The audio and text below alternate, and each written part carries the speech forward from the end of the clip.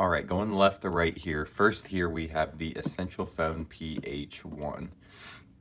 Then in the middle here we have the Razer phone, and then on the very right here we have the OnePlus 5T. All right, first let's talk about screens on these three phones. First with the Essential phone. The Essential phone has a 5.7-inch IPS panel, and the resolution on this is 1312 by 2560, and it's also kind of notched at the top there where the front-facing camera is. There you can kind of see that better. And this is a pretty good-looking screen. It's a little bit better than the OnePlus 5T, but as you can see there, it's nice and got a good contrast to it. It's got a high pixel density. You can't really complain with the screen on this phone.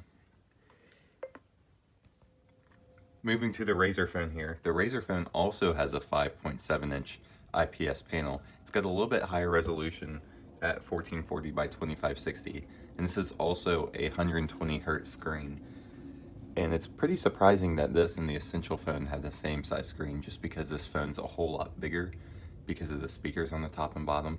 But this screen is no slouch either. This is probably the best looking screen out of the three, and I was really surprised by that because I thought the AMOLED screen on the OnePlus 5T would be the best. But if you look at the colors, they're just super saturated, contrast is really high, and it's just a really nice phone for videos and gaming, which is what it's intended for.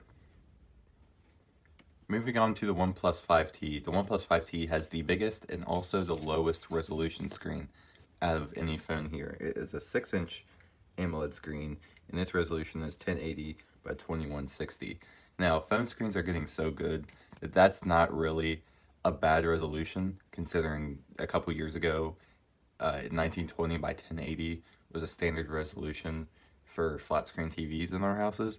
So it's not a bad screen, it's just I expected it to look a little bit better, and it doesn't look bad by any means.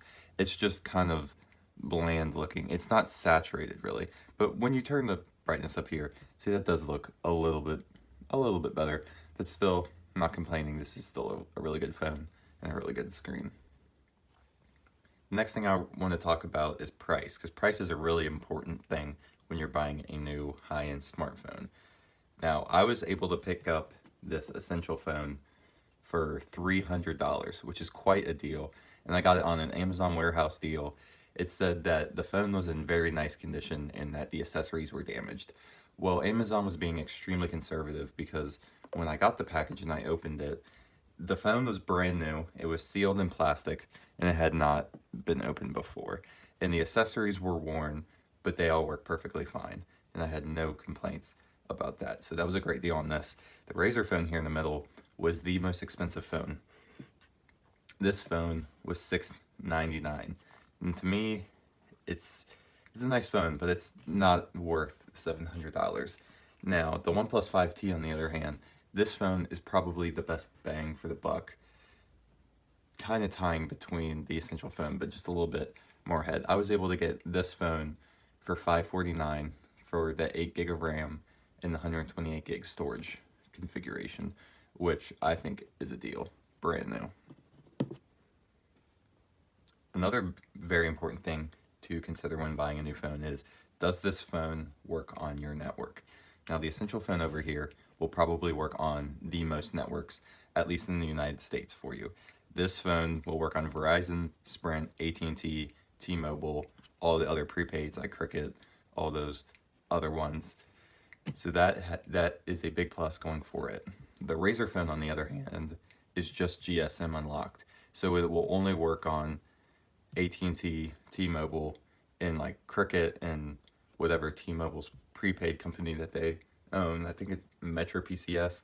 Yeah, I think that's it. And then, moving on to the OnePlus 5T, this phone is GSM and CDMA unlocked, but the one thing is it only supports one band of CDMA, so it will still not work on Verizon or Sprint, unfortunately. It still won't only work on AT&T or T-Mobile, but they're getting there. Hopefully in the next model we will see it be able to work on Verizon and Sprint. But I actually was able to get it to work on LTE only, you just on Verizon at least. but you just couldn't get any voice out of it. Now I just want to talk about some general pros and cons of each of the phones. The Essential phone, it's a really good bang for the buck, really good price.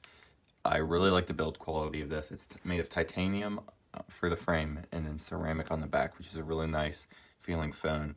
The one gripe I have about it, it's only 4 gig of RAM. Now these other two phones, this one's 8 gig of RAM, this one's also 8 gig of RAM, but you can get this one in a 6 gig or an 8 gig. Now this you can only get in 4 gig, which is kind of disappointing. But other than that, I really like this phone. It hasn't really seemed to be a slouch, so you can't really notice it only having 4 gig of RAM, but just on paper, it's kind of its flaw. And also, the cameras are just hideous. Like, the camera, the image quality is really not good. It's pretty subpar compared to these two other phones. Alright, pros and cons of the Razer phone. The Razer phone's design is very nice to look at. It's a very beautiful matte finish, but this phone is too big. Like, it is very hard to hold comfortably in your hand because it's just so big. And I have decently sized hands, but that is really one of my only gripes about this phone, other than the fact that it is so expensive compared to the other two. And it also, another pro about this phone, it has a huge battery. It has a 4,000 milliamp hour battery, and it lasts forever and ever. And the screen's also great to look at, and the speakers are phenomenal as well. Also, another quick gripe about the Razer phone compared to these other two. These two have Corning Gorilla Glass 5, while the Razer phone only has Corning Gorilla Glass 3, which I'm not really sure why they went that route, but it is what it is. Now the pros and cons of the OnePlus 5T. This phone has a lot of pros. The screen is good looking despite having the lowest resolution here. It has dual SIM, which is really nice if you want to have 2 SIM cards in your phone for whatever reason. The rear cameras are the best cameras compared to these two. The Essential phone has a dual 13 megapixel. The Razer phone has dual 12 megapixel. Whoops, I don't know what my phone was doing. And, excuse me. In the OnePlus 5T, one of the cameras on the back is a 16 megapixel and the other one is a 20 megapixel rear camera, which is superior to those two.